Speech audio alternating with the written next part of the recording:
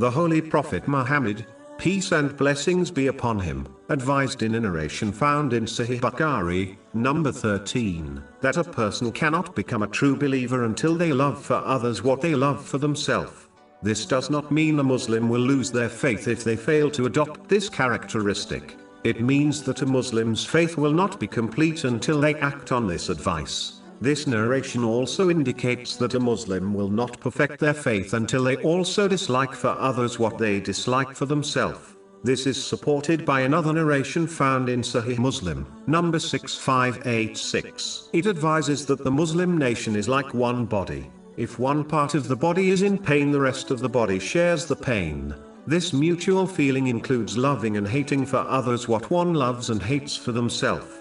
A Muslim can only achieve this status when their heart is free from evil traits, such as envy. These evil traits will always cause one to desire better for themselves. So in reality, this narration is an indication that one should purify their heart by adopting good characteristics, such as being forgiving, and eliminate evil traits, such as envy. This is only possible through learning and acting on the teachings of the Holy Quran and the traditions of the Holy Prophet Muhammad, peace and blessings be upon him.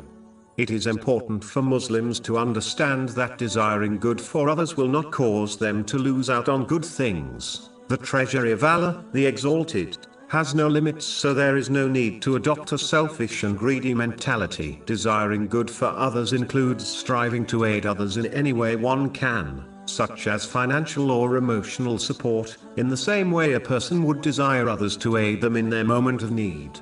Therefore, this love must be shown through actions, not just words. Even when a Muslim forbids evil and offers advice, which contradicts the desire of others, they should do so gently, just like they would want others to advise them kindly. As mentioned earlier, the main narration under discussion indicates the importance of eliminating all bad characteristics which contradict mutual love and care, such as envy. Envy is when a person desires to possess a specific blessing which is only obtainable when it is taken away from someone else. This attitude is a direct challenge to the distribution of blessings chosen by Allah, the Exalted. This is why it is a major sin and leads to the destruction of the envier's good deeds. This has been warned in a narration found in Sunan Abu Dawood, number 4903. If a Muslim must desire the lawful things others possess, they should wish and supplicate to Allah, the Exalted, to grant them the same or similar thing without the other person losing their blessing. This type of jealousy is lawful and is praiseworthy in aspects of religion.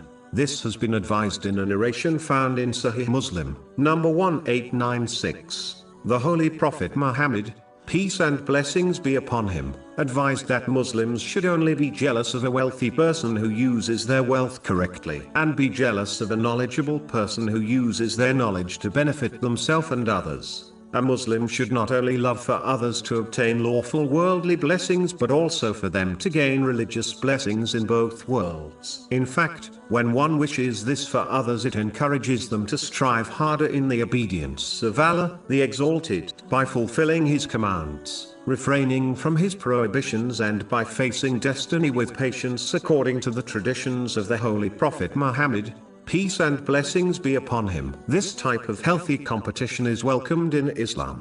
Chapter 83 Al-Mutaffifin, verse 26.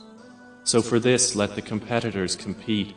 This encouragement will also inspire a Muslim to assess themselves in order to find and eliminate any faults in their character. When these two elements combine, meaning striving in sincere obedience to Allah, the Exalted, and purifying one's character, it leads to success in both worlds.